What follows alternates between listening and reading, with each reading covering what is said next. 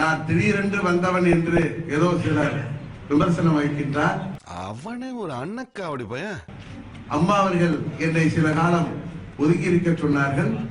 அவர்களின் கட்டளை ஏற்று ஒரு போர் வீரனாக நான் இன்றைக்கும் எனது பணியை செய்து கொண்டிருந்தேன். ஒரு போர் வீரனாக நான் ஒரு மாவீர சக்கரவர்த்தி என்பது ஒரு புறம் இருக்கட்டும். 23ஆம் புலிகேசி மன்னன் என்பவன் விண்ணுலகமே வியந்து போற்றும் அளவுக்கு கட்டுக்கடங்காத ஒரு காட்டெருமையாகவும் மாகாளி சூரனாகவும் இருக்க வேண்டும் என்று நினைத்தேன்.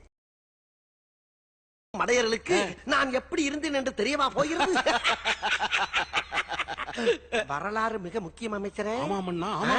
மீண்டும் சின்னம்மா அவர்கள் தலைமையேற்ற பிறகு எனது தேவை நிச்சயம் இருக்கிறது என்ற நம்பிக்கையில் தான். இந்த மீல எவனைய வேலையை கெடுக்க முடியாதுல்ல, நானே முதலாளி, நானே கெடுத்துக்கிட்டாத்தே உண்டு.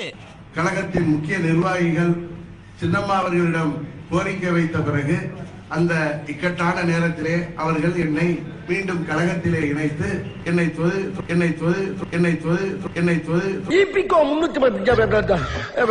துணை பொதுச் செயலாளராக பதவி அளித்திருக்கின்றார்கள். எலெக்ஷன் வரும், எம்எல்ஏ மந்திரியாயி ஒரு நாளைக்கு சிஎம் ஆயிடுவா.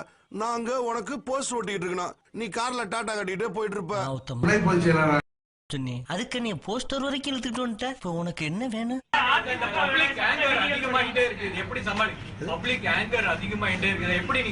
பப்ளிக் ஆங்கர்லாம் ஒண்ணு அதிகமாயிட்டே இல்ல.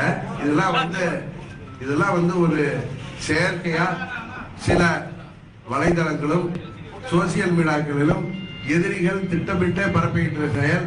என்னோட நண்பனா இருக்கிறதுக்கு எந்த தகுதியும் வேண்டாம், ஆனா எதிரியா இருக்கிறதுக்கு தகுதி வேணும். என்றென்றைக்கும் அனைத்து இந்திய அண்ணா திராவிட முன்னேற்ற கழகத்திற்கு தமிழக மக்கள் தொடர்ந்து ஆதரவு அளித்து வருவார்கள்.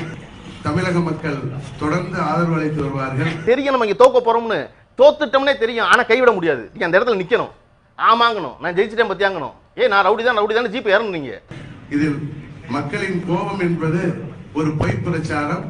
எங்களது ஆட்சி தமிழகத்திலே 2021 மீண்டும் வரும்.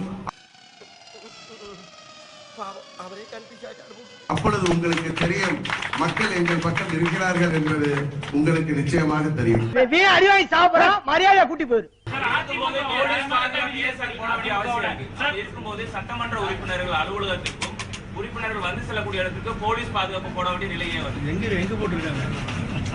உங்களுக்கு நன்றாக தெரியும் திமுகவினர் செய்கின்ற சரியால் திமுகவினர்கள் பொதுமக்கள் என்ற போர்வையிலே பல இடங்களிலே பல்வேறு பிரச்சனைகளை கிளப்பி வருகிறார்கள். மழைதான் பெய்ய மாட்டேங்குது, அது எதிர்க்கட்சிகளோட சதி. மழைதான் பெய்ய மாட்டேங்குது, அது எதிர்க்கட்சிகளோட சதி.